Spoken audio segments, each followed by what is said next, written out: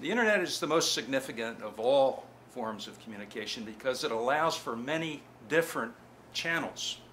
Some people prefer to just seek out information. They'll go visit a website when they feel like it.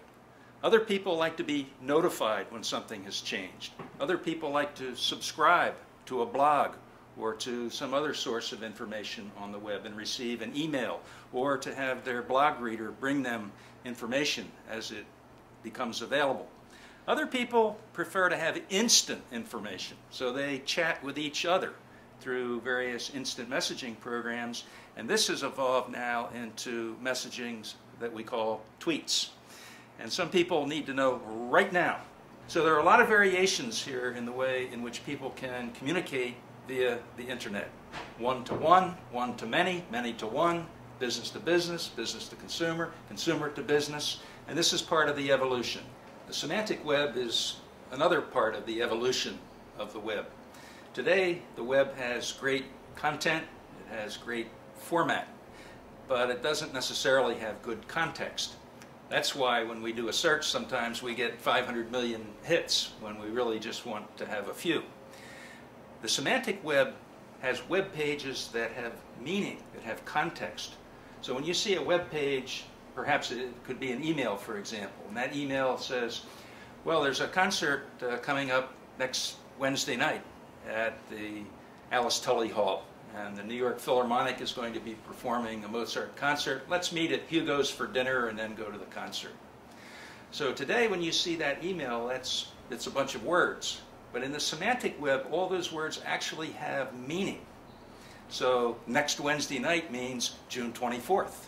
Hugo's is a particular place. It happens to also be a restaurant, and it has an address, and it appears on a map, and it has a certain kind of food, and it has a certain kind of reputation and rating. So all these words have real meaning, and that means that that web page can actually do something. It can become part of an application. It can go into your calendar. It can update your contact list. And as this evolves, we will see more computers talking to computers than we see people interacting with computers. So the semantic web is very definitely important. It's one of the next turns of the crank of the evolution of the internet. Can we trust the internet? This is a really, really big question. It has many dimensions to it. One of which, in addition, is how can we trust the information itself? How do we know it's accurate? When an engineer goes to Knovel.com to get design information or boiling points or tensile strengths to design an important infrastructure element, they want to be sure that that information is correct. So the idea of being able to trust the internet has, as I say, many dimensions. Being able to trust the content will emerge as one of the most important elements of that. But the content requires a very special touch. It's a lot more subtle.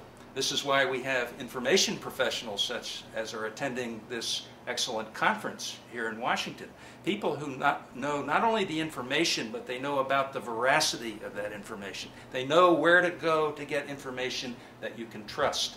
We need to be able to trust this, and so we need to be able to look at reputations of people who place that information there and people who have been able to validate and verify that this information is real. This is an important and emerging capability that we don't yet see in the internet, but we will rely on it and expect it as we move into the future.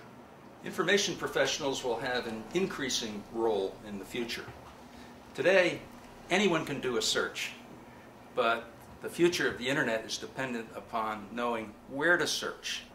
And this is where information professionals come in. They are the experts about information, how it's created, how and where it's placed, which is the most valid information. They know about specific vertical types of sites, such as Knovel.com, where an engineer can find boiling points and tensile strengths. They know the resources available on the web, and they can narrow that set of choices to help people get to what they need, when they need it, in the most relevant way, in the most efficient way.